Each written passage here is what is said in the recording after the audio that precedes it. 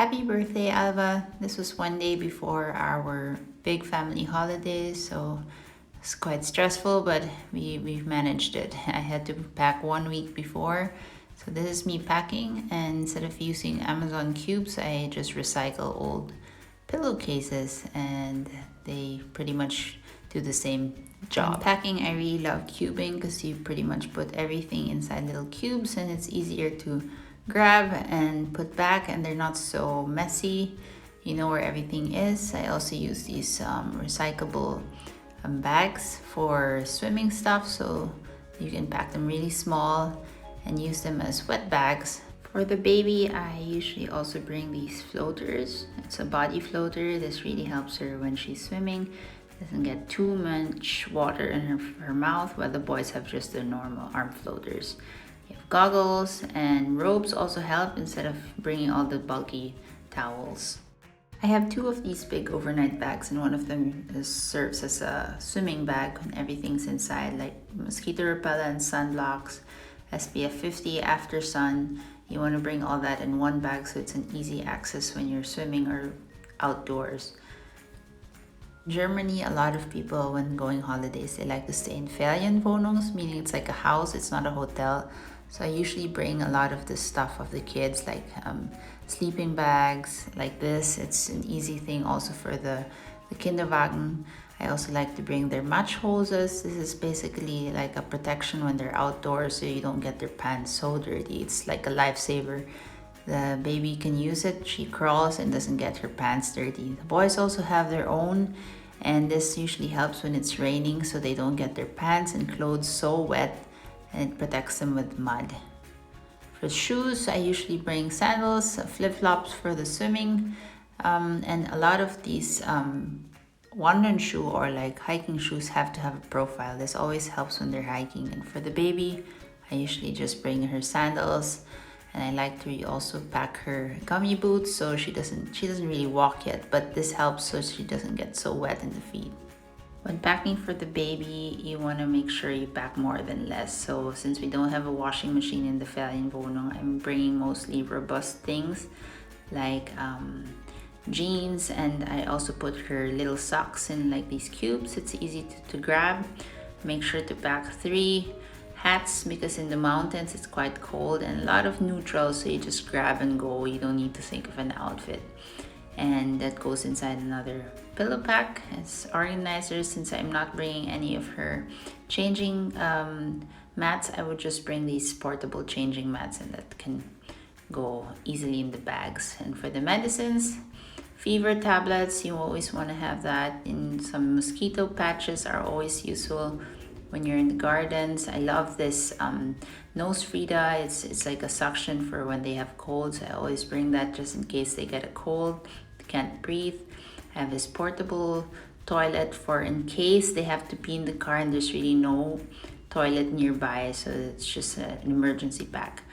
I love those things. And then of course Band-Aid and plasters, but in this trip we had more than plaster. Unfortunately, my son broke his foot, so we had to head to the hospital. Yeah, these things happen and there's nothing you can do. With the betadine, I always put it in a plastic just so it doesn't smear everywhere. You have your fever syrups and like itchy creams in case they get bitten by insects. I have another wound gel and some Vicks Vapor Rub in case they can't breathe in the night. Carmex, I love those when hiking, so it can just soothe the lips. Some nose spray, a scissor in case I need to cut something, some extra plastic bags for trash, and you just see what your kid needs, but these are the basics. Insect repellent. You want to pack it in a small container and put it in the car so it's easy access. For the Kraxe, we bought this from Deuter. It's an easy transport for the kid if you don't want to bring any Kinderwagens and they just walk. But in the city, I always have this belt. You sit as a kid, carry her hands-free, and that's it. Philippines. No, we're not going to Philippines. We're going to Österreich. Österreich. We're going to the Philippines.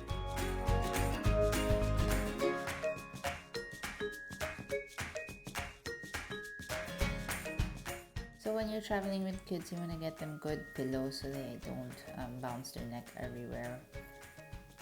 And for snacks, I usually give them some cups, and they each have a cup, and I put their snacks in so they don't make a mess in the car.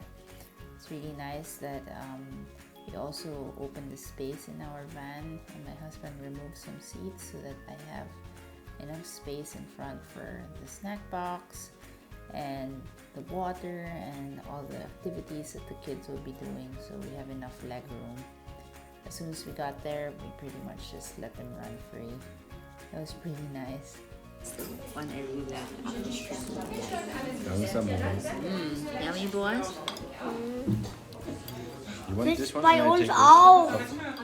Das ist bei uns im Kinder auch. Im Kindergarten auch.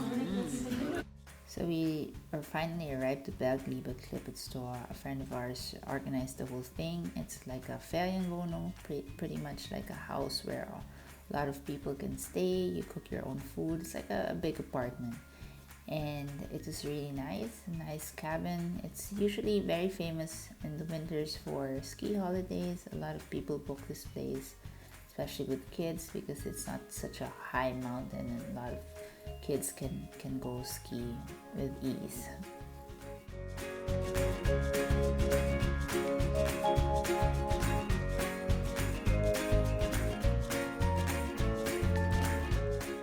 Germans are really known for planning, and these are our friends, and they really have intense maps to map all our routes for hiking, which I really appreciate, because at least we have more or less a plan for the kids and where to go, what to prepare, and we have some set expectations for our day, which I really appreciate. We also checked out a few castles, which are around 40 to 45 minutes around the area.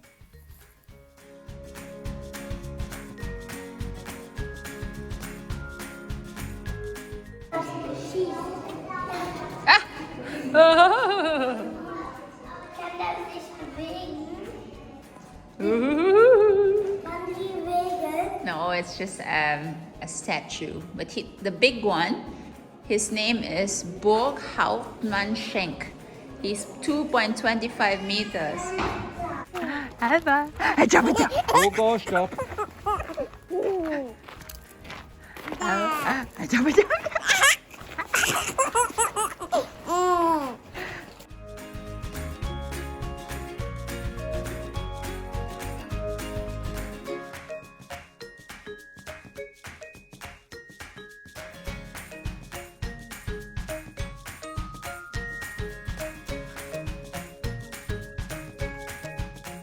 There's no holiday complete without a little drama, right? So when you're traveling with kids, always just expect something will happen. And unfortunately, Hugo fell down and broke his foot. It was not so major, but he needed a cast, and that was a big bummer. But you know, the holiday goes on, and we had to pretty much carry him wherever we went.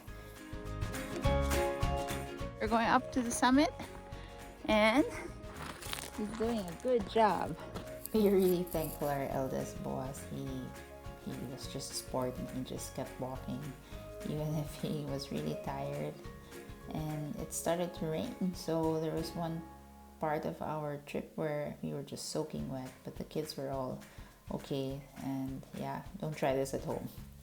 In the end, we all dried up, and there was traffic.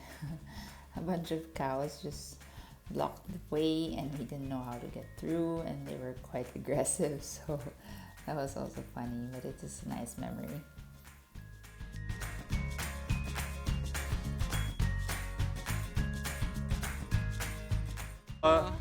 Natur, Freunde! One of our last hikes was really scenic. This was really one of the highlights of our trip, because the boys really enjoyed the view, and they had really great fun with everyone.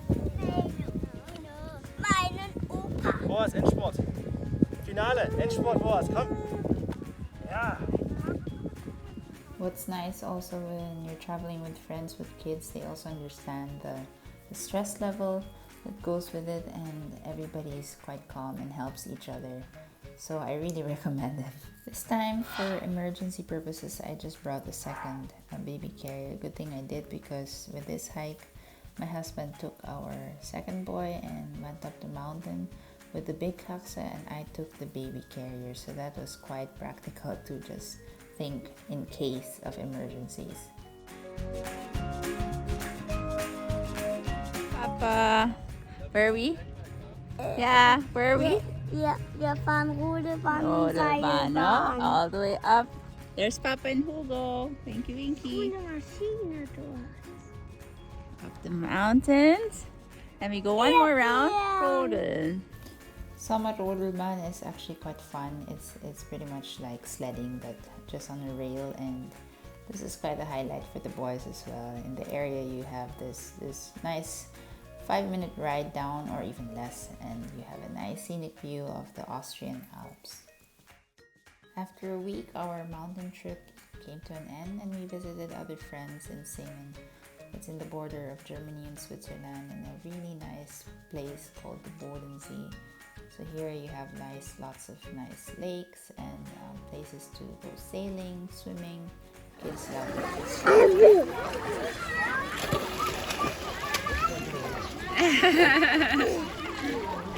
Super, boys. Yeah. Cool.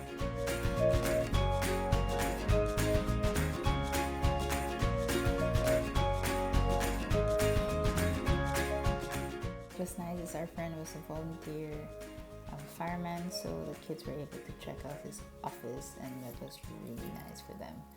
They rode in a fire truck, and we went around their town. Really quaint place, rode tractors, and I think the kids had a blast. I think they'll just remember this day for quite a while. I'm gonna show them this video, and I hope they remember how happy they were and tired at the same time. And for the last few days, we went to the Wildlife and Leisure Park, Allensbach in Singen, and that was like a mix of animals and activities for the kids, amazing slides, trampolines. They just went crazy, and it was one of the last parts of our trip, and yeah, they had a really good time, and I really appreciate us trying to, for the first time, to travel with small kids. So yeah, I hope you guys enjoyed our little family video and got some tips on how to travel with 3 small kids. We're going to this one up here. Hugo? Let's go. Keep going. Up, up, up. Ganz hier. 1, 2 und 3. Woohoo!